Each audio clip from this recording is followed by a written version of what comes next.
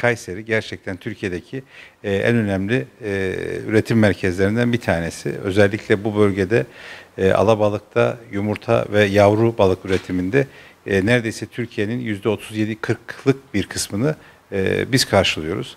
Bu da gerçekten çok büyük bir keyif. Aynı zamanda Karadeniz kıyılarında aslında bildiğimiz somon üretimi yumurtadan somon oluncaya kadarki tüm süreyi geçirdiği bir evreyi tamamen Kayseri'de yaşıyor.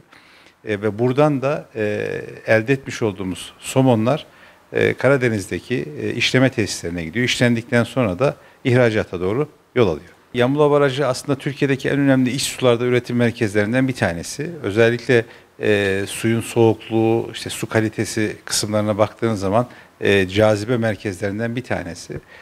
Bizim Uzunyayla'da ki Şerefiye ve bölgesindeki özellikle kuluçkanelerden ya da su batan dediğimiz kısımdan almış olduğumuz yumurta ve yavrular belirli bir irliğe geldikten sonra bu bölgeye naklediliyor. Burada büyük ağlar içerisinde kafeslerde üretime geçiyorlar.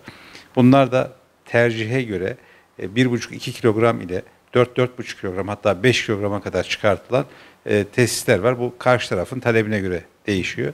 Burada üretim yapıldıktan sonra da dediğim gibi işte işleme tesislerine il dışına gidiyor, oradan da yurt dışına. Özellikle yetiştirici kısmına baktığımız zaman biz sadece Kayseri'de alabalık yetiştiriyoruz. Alabalığın büyütülmüşü, irileştirilmişi, iyi beslenmiş haline doğru gittiğinde de bunun adı somona dönüşüyor.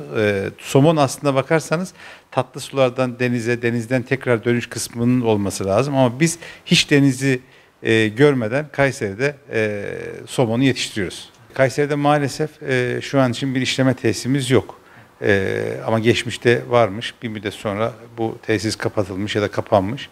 Tabii böyle olunca da buradaki bizim üretmiş olduğumuz balıkların daha fazla katma değer kazanabilmesinde Kayseri'nin payı olmamış oluyor. Bunlar ülkemizin çeşitli bölgelerindeki işleme tesislerine gidiyor ve orada işleniyorlar. İnşallah önümüzdeki süreç içerisinde Kayseri'deki bu popülasyon ve buradaki mevcut balık varlığı yatırımcıları buraya çeker.